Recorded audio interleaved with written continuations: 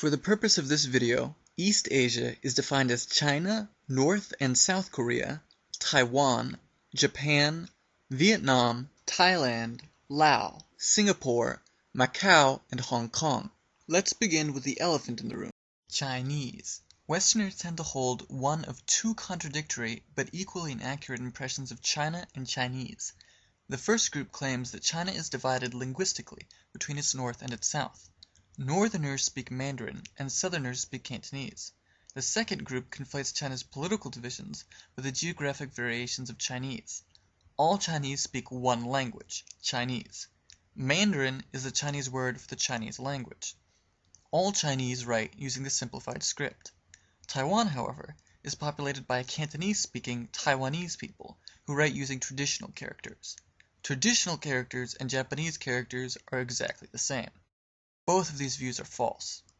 In 1949, the Chinese Communist Party seized power in mainland China, and Mao Zedong declared the establishment of the People's Republic of China.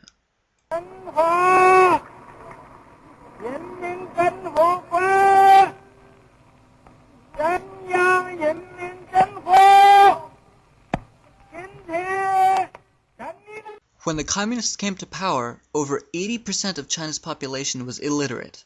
The new government was determined to raise the literacy rate by simplifying the written characters. In 1956 and again in 1964, the government reduced the number of brushstrokes, created new characters, and in many cases replaced standard characters with their vulgar variants. Mao's reformed script, known as Jianqizi, or simplified characters, spread throughout mainland China and later Singapore and among ethnic Chinese in Malaysia and Indonesia. The traditional script, Fanqizi, is still used in Taiwan, Hong Kong, and Macau.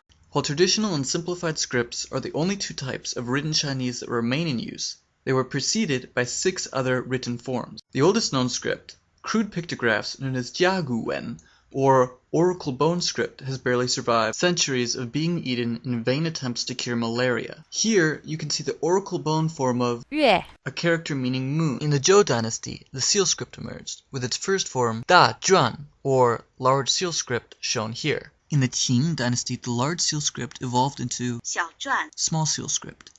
This in turn became Li Shu, clerical or slave script, which degraded into the largely unintelligible running or semi-cursive script, which further degraded into the even less comprehensible grass or cursive script. The Kangxi Dictionary was published in 1716.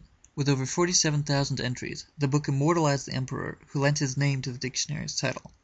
The written Chinese that developed after the Kangxi Dictionary's publication until Mao's reforms of the 1950s and 1960s forms the bulk of the traditional characters.